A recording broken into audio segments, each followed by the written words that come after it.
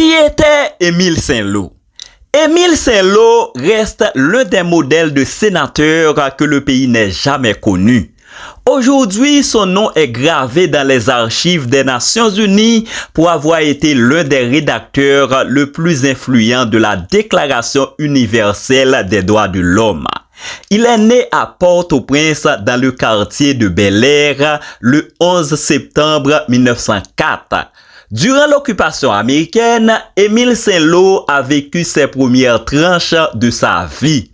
Cette situation particulière le pousse à s'intéresser à la politique et à s'engager. Les idées de liberté, d'indépendance d'Haïti et d'un pays fort déjà ancrées dans ses valeurs. Il a fait ses études au Collège Saint-Louis de Gonzaga. En 1950, il devenait ministre de la Justice et du Travail. En 1957, il fut le président du Sénat haïtien. Émile Saint-Lô a eu beaucoup de rôles importants en tant que défenseur des droits humains, journaliste, professeur de droit et surtout en tant que juge en chef du tribunal civil. Il était l'un des signataires de la Constitution haïtienne de 1946. Saint-Lô est le premier ambassadeur d'Haïti aux Nations Unies.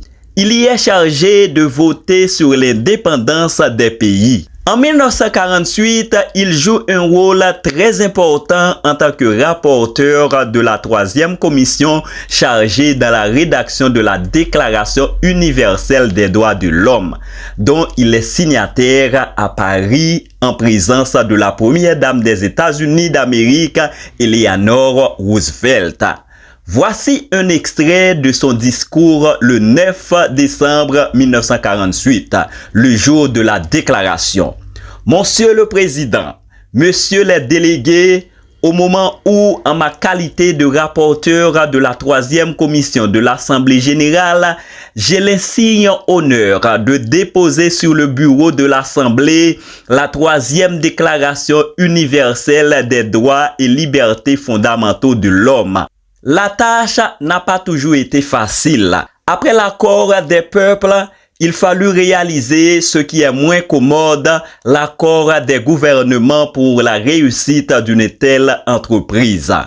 Entre les hommes venus des 4 coins de l'horizon, représentants de gouvernements et de pays, aux idéologies politiques nettement contraires, il fallait arriver à un dénominateur commun et qui met en jeu tout système de certitudes morales et métaphysiques auxquelles chacun adhère. Émile Saint-Lô s'était engagé pour l'indépendance d'autres pays, notamment en Afrique.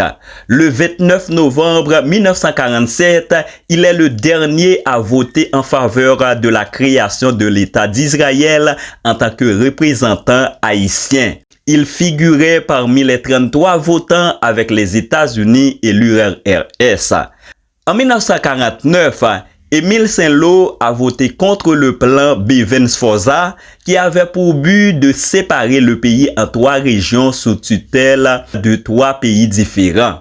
En 1957, Saint-Lô présente un discours pour l'indépendance de la Libye. En Libye, à Tripoli, la Heidi Street est nommée en hommage à Émile Saint-Lô qui est décédé le 17 août 1976 à New York. Merci, à la prochaine.